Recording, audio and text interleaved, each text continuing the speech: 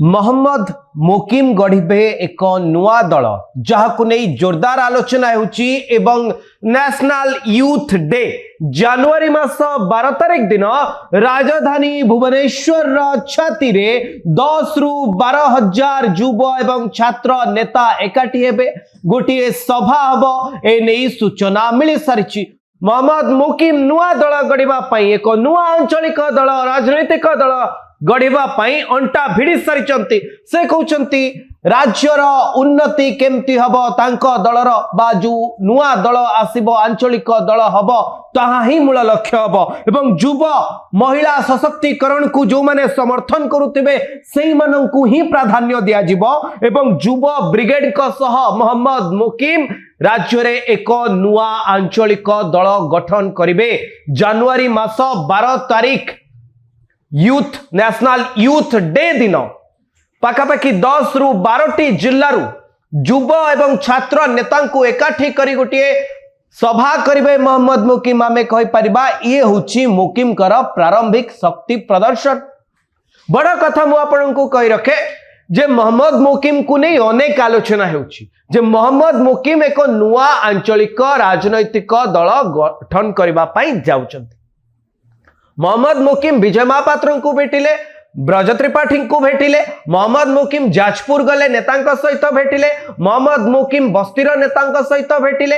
मोहम्मद मोकिम कौन कहले एई कथा को नहीं एबे राज्यर गणमाध्यम निजरा प्रमुख खबर रे स्थापन करुची, ब्रेकिंग न्यूज भावे या को उपस्थापना करुची राज्यर सबु प्रमुख टीवी चैनल गुड़िक जे मोहम्मद मोकिम कर एई बयान एबे सामना को आसिला एवं मोहम्मद मोकिम एबे कहउचंती जे जो नुआ दल गठन हबो सेतिरे युव एवं महिला सशक्तिकरण को जो माने गुरुत्व दउथबे सेई माननकु प्राधान्य दिया जिवो। अर्थात आमे एकथा कहि परिबा जे आपण देखुथिबे जेतबेले 2024 मसिया रे टिकेट बंटा गला से समय रे अनेक युव नेता रहिले विभिन्न दल रे बीजेपी बीजेडी एवं कांग्रेस रे जो माननकु सुजोग मिलिला नाही।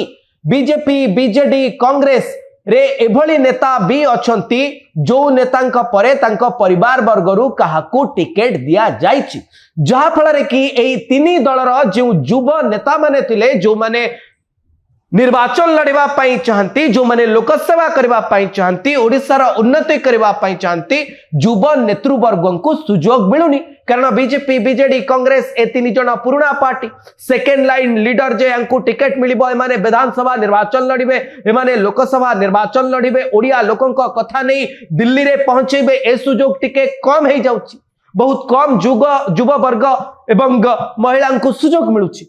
এই जो असंतुष्ट युव वर्ग अछंती এই जो असंतुष्ट नेता माने सेकेंड लाइन रे अछंती विभिन्न दलर एवं जो नेता माने बीजेपी बीजेडी कांग्रेस रे थाई मध्य अलड़ा होई पड़िछंती एई सबु नेता को एकाठी करी मोहम्मद मोकिम संभवतः आगो को जाई पारंती।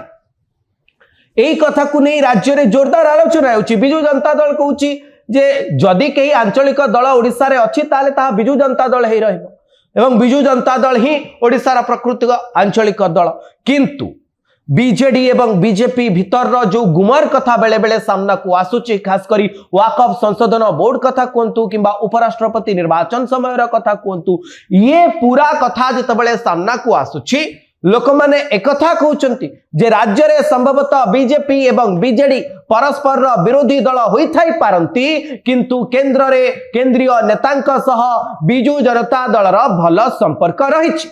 केवल सेतिकि नो आउ जो गोटे दल राज्य रे अछि जहा एक जातीय दल कांग्रेस ता भितरे जो कंदल रहिछि ताहा मध्य समस्तंक सामने रे रहिछि जदिओ मोहम्मद मोकिम एबे आउ कांग्रेस रे नहांती किंतु कांग्रेस भितरे एबे भी अनेक फाट अछि।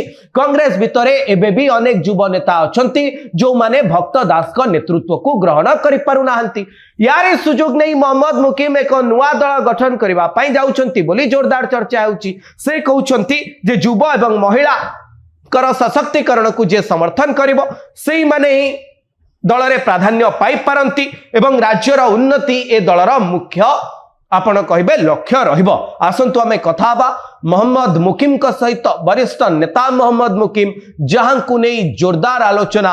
जदि पोस्टर रे मोहम्मद मुकिम सुफिया फिरदौस देखा गले, जदि सेठी कांग्रेस दलर चिन्ह रहिला नहीं, ताहाले मध्य ए खबर कागज रे आसे, ए खबर गणमाध्यम रे आसे जे मोहम्मद मुकिम एवं तांको झियो सुफिया फिरदौस कर आगो राजनैतिक गतिविधि कौन हम से मोहम्मद मुकिम को सहित आम कथा हवा एवं एक कथा जानिबा जे मोहम्मद मुकिम कर परवर्ती जो स्टेप रही, परवर्ती जो पर्याय रही, जो विप्लव करने कथा से कहते तारी विषय से कौन कहते।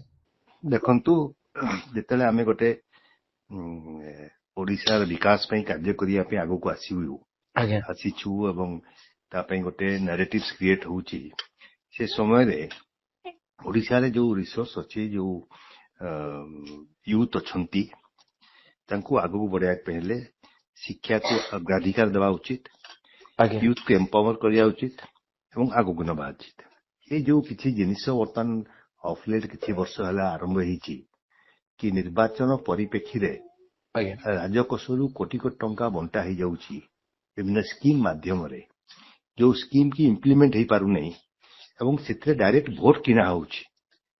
से परि जो राजनीति आमे देखुछु लोकंग भितरे, दलंग भितरे, सरकार ताकू मु व्यक्तिगत भाव रे पसंद करूनी, ग्रहण करि पारु नहीं। किंतु आपण तो देखुचंदी जेमती सुभद्रा योजना गोटे चेंजिंग फैक्टर हैला, जेतेबेले इलेक्शन को आपण ओलेबे वोटर मानन को आकृष्ट करिया पई, जेतेबेले आपण को सम्मुख रे थिबा दल गुडी कहबो देखंतु बहुत समय रे केवल इलेक्शन इलेक्टोरल राजनीति पई, सामाजिक न्याय पई लड़ी हबो, इलेक्ट्रॉनिक माने इलेक्टोरल पॉलिटिक्स करिया पई आपण निजर आइडियोलॉजी को जलांजलि देई परिबे नै। ओडिसा रे मिनरल्स भर्ती अच्छी, मिनरल स्टेट अच्छी, आमे चाहिले आम युवक मान को बहुत किसी एम्पावर्ड करि परिबा विभिन्न स्कीम माध्यम रे, आमे चाहिले आम महिला मान को एम्पावर्ड करि परिबा विभिन्न स्कीम माध्यम रे। स्कीम नुह जे आम 2000 कि 5000 टका ताको जदि 6 मास रे कि वर्ष रे थोर बांटी देले से माने एम्पावर्ड हे जिवे। ता पई हम विधिवत योजना करिया पड़िबो। अपन देखिबे गत निर्वाचन बिहार रे हला, निर्वाचन पूर्वरु सरकार 10,000 टका सब महिला को बांटिले। तो एटा गोटे बड़ फैक्टर हैला बोली आलोचना करे हेई पारे निर्वाचन जितिया पे क्षणिक पे गोटे फैक्टर हेई पारे, किंतु से राज्य रे विकास दिगरे गोटे फैक्टर हेई परिबो नै।